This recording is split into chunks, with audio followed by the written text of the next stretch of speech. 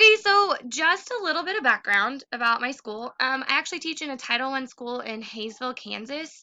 It is about 15 minutes south of Wichita, and we are one of six elementary schools. We have almost 600 elementary students, so we are the biggest elementary school in our district right now. Um, we have 66% of our students that are economically disadvantaged, and less than 1% are ELL. And with that, we really are not a diverse school at all. We are predominantly white, and it is very rare that we see a minority in our school. It seems like a lot of those students just don't end up in Hayesville. They are in like Wichita or a different district nearby. We use a lot of data to kind of look at things. We use Ames Web in the upper grades, and we do that 3 times a year just to kind of see where students are and how they're improving. We also have fluency testing and spelling testing that we do. Those are also 3 times a year that we test our students on that. And then Power School is kind of where we house all of our data and stuff. We just don't really use Power School for anything else besides like housing grades, and parents can get on there. We do have access to all of our data and all of our information, but it's usually given to us by a reading specialist. She kind of discusses it briefly about what she sees and what's going on, and that's about the end of our conversation. We just don't do a lot of data analysis in our district, and it's just kind of transferred over into the building that is just it's not talked about. And so because of that, there's not a lot of discussion about closing the achievement gaps. We know they're there, and we know that we should be working to get to them, but because it's not happening at the district level, it's just not happening down further.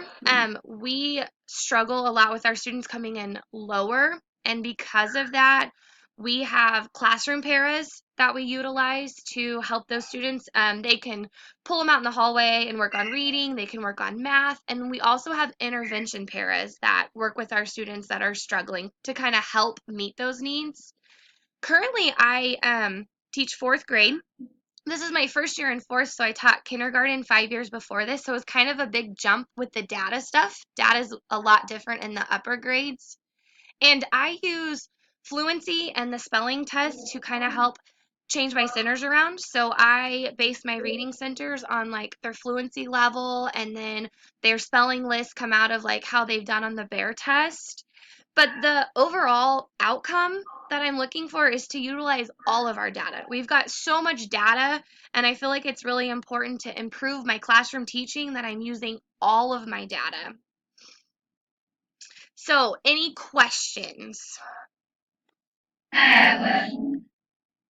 So I noticed that you said that you're really special for you guys in the data. So does that mean that We don't have a data analysis team.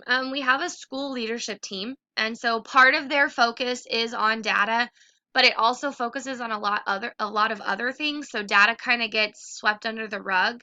Our principal and our reading specialist meet a lot, and I know they're discussing data, but it's not really getting discussed like beyond them. So we just don't really have a team that does that.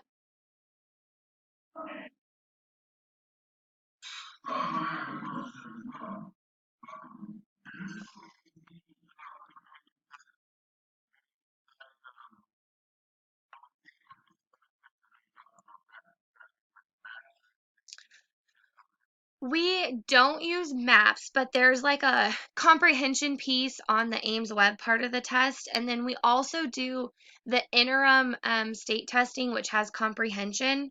We are really supposed to focus on it in the classroom, like hit hard on it because we know it's really important. But between our students coming in at really low levels for fluency and spelling, we have to play catch up on getting them caught up like to reading fluently on grade level, that sometimes comprehension gets missed. It's important, and we test on it. We just kind of miss it sometimes in the classroom. it really sounds like now that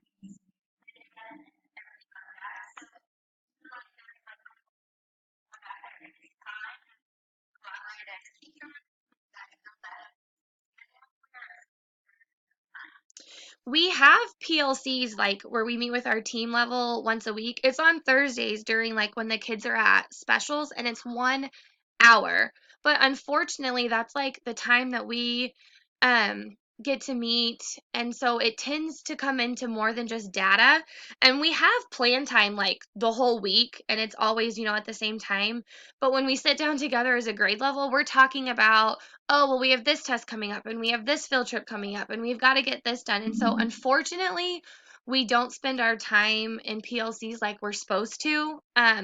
It's something that I think we need to do. Like, we need to make sure that we're once a week, or once a month that we're focused for, 30 minutes and we're really talking about data. We have time. I just don't think we're utilizing our time.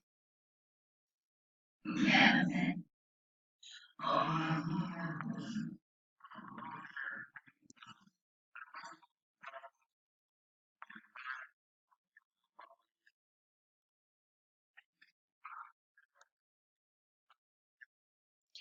I really feel like, I don't know any different because this is the only district that I've worked in, but I feel like it's really helpful because she sits down and analyzes our data as like a whole fourth grade team. And then she takes those students that are struggling and she starts looking to see if they are sped or if they have a learning disability or if they're already receiving services. And then she starts going down the list. Well, this student is really struggling and they don't have a learning disability. What can we do? And so she'll start seeing if we can get them on the intervention paras schedule. She'll start pulling in resources from her room and hey, do this with them for 30 minutes and we have to track our data. So it's been helpful that she's there watching it, but it's also nice because she's monitoring data throughout the years. So, like at the beginning of the year, she'll say, hey, I want you to see, like, this is where your students finished third grade, which is, lower than you would have seen from your class the previous year. So that helps us to know that we've got to change some things around to kind of meet the needs of our students. I think, like I kind of said, we know that we have gaps in our data and we're like fully aware of it. We're not working together to build that, gap and to figure out what we need to do to meet the students. And so that's where like we need help. I don't know what to do that we can all get on the same page because I think it's going to take more than just the grade levels meeting. Well, I was in and going to a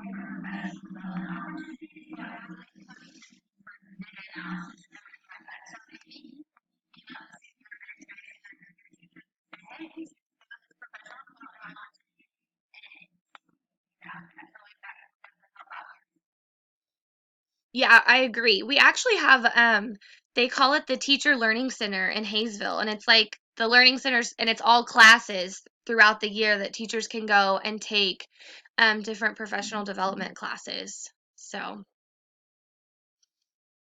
anything else, Carrie?